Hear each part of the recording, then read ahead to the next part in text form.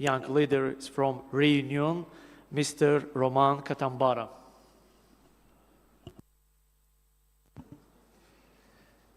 Merci à vous de me donner la parole aujourd'hui. Pour commencer, en propos introductif, il me semble essentiel en tant que militant panafricaniste d'apporter un message de soutien et de solidarité avec le peuple malien qui a subi dernièrement des attaques terroristes. Et nous savons très bien que les terroristes dans le Sahel sont soutenus financièrement, logistiquement, par l'impérialisme occidental. Donc, en tant que panafricains, nous apportons notre solidarité au peuple malien, au gouvernement malien, car on sait très bien que l'impérialisme occidental souhaite étouffer le processus révolutionnaire en cours au Mali et dans les autres pays du Sahel. Cela est essentiel.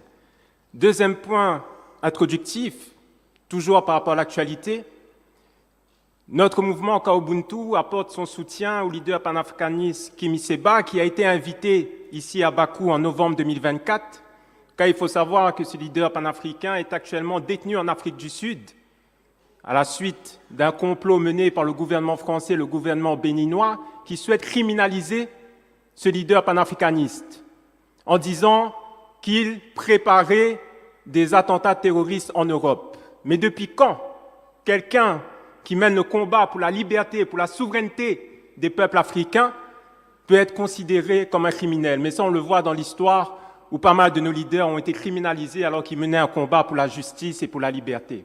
Donc ici, c'est essentiel de dire ça, car nous sommes très forts pour glorifier nos leaders du passé, mais très faibles pour soutenir ceux qui mènent le combat actuellement, même si on peut avoir des désaccords. Donc, par rapport à aujourd'hui, ici, c'est un point essentiel.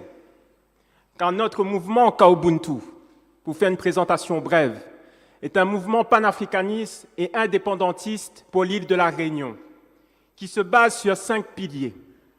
Premièrement, activer la conscience politique et historique de notre peuple.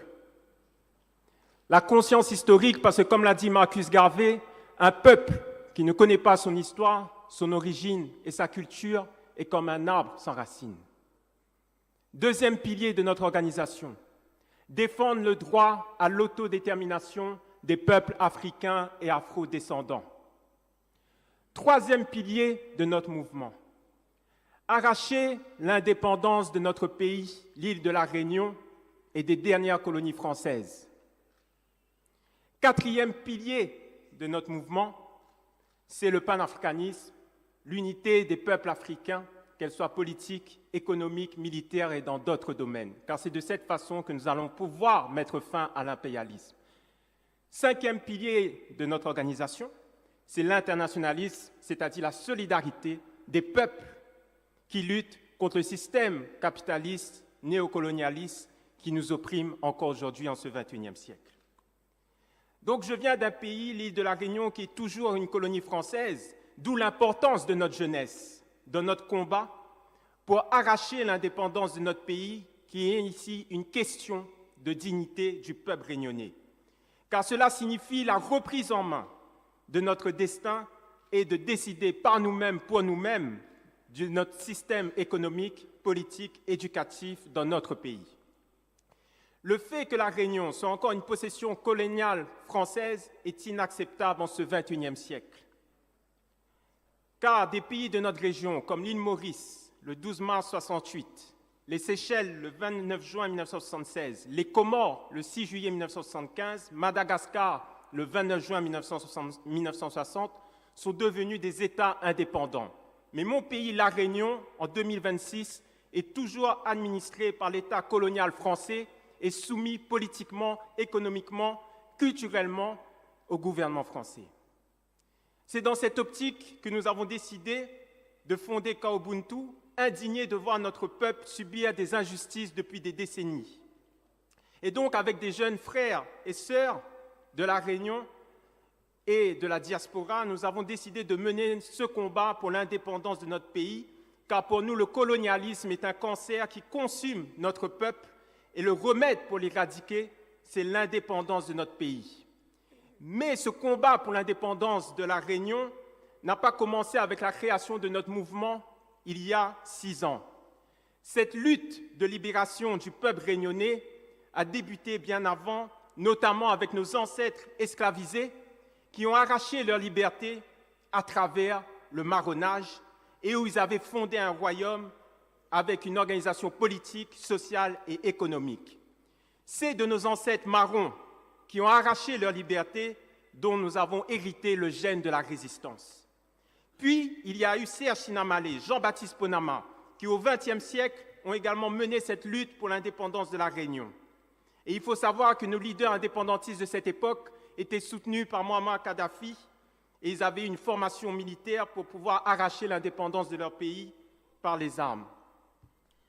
Par conséquent, ce XXIe siècle, notre mouvement Kaobuntu est un mouvement de libération composé de jeunes réunionnaises et réunionnais, mais aussi de jeunes frères des Antilles, de jeunes sœurs du Congo, d'Angola et des Comores, car nous sommes un mouvement panafricaniste. C'est dans ce contexte historique que notre mouvement a décidé de reprendre le flambeau de nos anciens qui ont mené le combat avant nous. Et donc, comme je l'ai dit, nous sommes composés d'une jeunesse éveillée, consciente et souhaitant la souveraineté des peuples africains et afrodescendants. Nous œuvrons également pour l'unité africaine, car cette souveraineté des peuples africains et afrodescendants passera par le panafricanisme, comme l'a théorisé Kwame Nkrumah dans son livre « L'Afrique doit s'unir ». Dans cette vision, la jeunesse burkinabé, malienne, nigérienne des pays dits de l'Alliance des États du Sahel nous montre la voie à suivre, car c'est grâce à leur unité, leur mobilisation, leur conscience panafricaine qu'ils ont pu chasser les bases militaires françaises de leur pays et qui sont actuellement dans une démarche des pays souverains.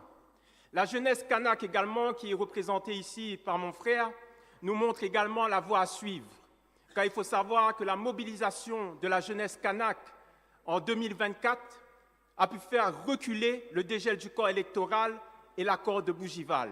Donc, nous sommes en solidarité avec la jeunesse de Kanaki, qui nous montre la voie dans ce combat pour l'indépendance. Si aujourd'hui notre mouvement parle à la jeunesse africaine et afrodescendante, c'est parce que la lutte menée par nos aînés pour l'indépendance est toujours d'actualité. Puisqu'il y a le néocolonialisme en Afrique qui se manifeste sur le plan économique avec le pillage des richesses africaines par les multinationales occidentales, le franc CFA qui est une monnaie coloniale, la présence des bases militaires étrangères sur notre continent. Il y a également la France qui a encore des possessions coloniales dans les Caraïbes, dans l'océan Indien, dans le Pacifique, qui font qu'elle est aujourd'hui la deuxième puissance maritime au monde, derrière les États-Unis, grâce à nos positions stratégiques et nos richesses. Et sur le plan géostratégique, notamment, la France possède des militaires qui sont postés à La Réunion et Mayotte, les forces armées de la zone sud de l'océan Indien, car il faut savoir que La Réunion et Mayotte sont les deux piliers de l'impérialisme français dans la région de l'océan Indien. Et ces militaires sont là pour préserver les intérêts géostratégiques de la France. Raison pour laquelle, à Kaobuntu, nous disons que la jeunesse africaine et afrodescendante doit être engagée dans ce combat pour la pleine souveraineté de nos peuples, pour la réappropriation de nos richesses.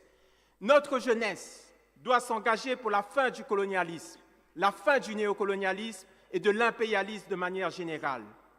Notre jeunesse africaine doit se battre pour une Afrique forte et unie, car c'est une Afrique puissante qui fera que la femme et l'homme noir seront respectés n'importe où sur cette terre.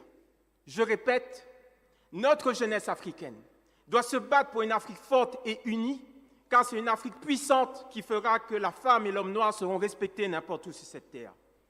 Pour terminer, en ce XXIe siècle, la jeunesse est importante dans cette lutte pour la souveraineté des peuples africains et afrodescendants.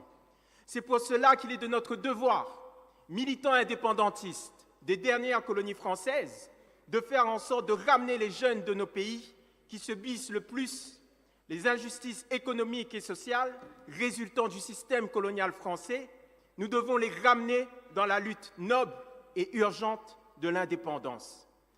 Car tant qu'on sera une colonie française, nous ne pourrons pas vivre dignement dans nos pays, et le droit à l'autodétermination est un principe du droit international. Notre combat pour l'indépendance de nos pays ne se gagnera pas par les armes, mais par la connaissance de notre histoire, la connaissance de soi, la mobilisation de notre jeunesse pour abolir l'impérialisme partout où il se trouve, qui est une cause des injustices que nous subissons. La connaissance de soi est la clé de la libération pour nos peuples, donc notre jeunesse, et ici je vais faire référence à Tcheron Tchadjop, doit se former, s'armer de science jusqu'aux dents et arracher son patrimoine culturel. Pour une Afrique libre, pour l'indépendance de la Réunion et des dernières colonies, pour la souveraineté des peuples, la patrie ou la mort, nous vaincrons. Merci pour votre écoute.